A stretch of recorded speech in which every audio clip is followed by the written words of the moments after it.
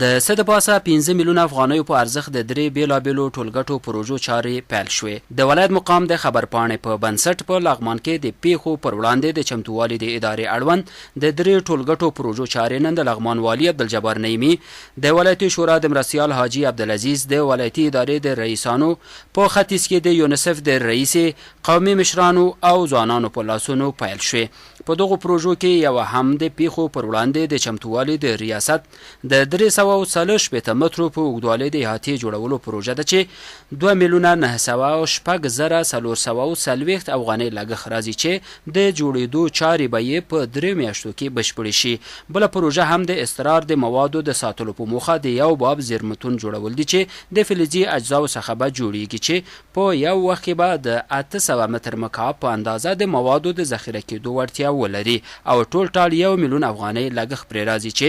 د یادو دواړو پروژو مالی تمویل د یونیسف لخوا شوی دی. همدارنګه بله پروژه د مرکز اړوند د جوګي کلا په سیمه کې د الیشنګ د سیند پر غاړه د موسمي تخریباتو د مخنیوي په موخه د 90 مترو په اوږدوالي د یو اسنادي دیوال پروژه ده چې ټول ټال 1,150,908 افغانۍ لګښت راځي چې د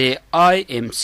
موسیل لخوا د یوسایټ او د OFDA په مالی ملاتړ جوړیږي چې چارې به یې په 2 میاشتو کې بشپړې شي. د دې پروژې په تطبیق سره به په سیمه کې 150 کورنۍ او په سلګونه جریبه کرنیزه مځکه د موسمي سیلابونو له خطرونو وژغورل شي. په همدې موخه په جوړه شوې غونډه کې لغمان والي عبدالجبار نعیمي د یادو مؤسسو له همکارۍ د مننې ترڅنګ زیاته کړه چې ولایتي اداره د پیښو پر وړاندې د چمتووالي په برخه کې پوره آمادګي لري او کولی شي چې د پیښو د رامنځته کېدو سره سم زیانمنو کورنیو ته هممهاله مرستې ورسوي. نن موږ د پیښو په وړاندې د مبارزې د ریاست لپاره هغه ګودام چې دلته ضرورت و د هغه خدمه تاسو ګورئ، هغه نن کار تقریبا تکمیل شو او د همدې ګودام لپاره د احاطې دیوال جوړیږي چې په دواړو باندې شاوخوا 4 میلیونه افغانۍ لګښت راغلی چې د یونیسف نړیوالې ادارې لخوا تمویل کیږي او په راتلونکي کې به دا د پیښو په وړاندې ریاست ته انشاءالله چې هغوی تسلیمیږي. همدې سره نن موږ د جوګي ساحې کې د 900 متره استنادي دیوال IMC لخوا ورته دا پیسې ورکول کیږي. هغه څه دي چې د ډېر وخت را په دې خوا د هغه منطقي خلکو د تهدید د سیلابونو څخه د تخریب د نورو مځکو د مخنیوي په خاطر باندې موږ ته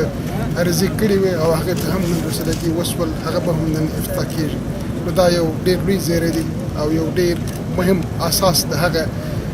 مرستو دی چې په راتلونکي کې به انشاءالله چې هغه ضرورتمند خلکو ته رسېږي او د دغه ځای نه به تنظیمېږي. ښاغلي نعیمي وویل پروژې د ولسونو ملکیت دی او باید چې ټول یې په جوړونه، څارنه او ساتنه کې پراخه ونډه واخلي. په غونډه کې په ختیځ کې د یونیسف مشرې اغلې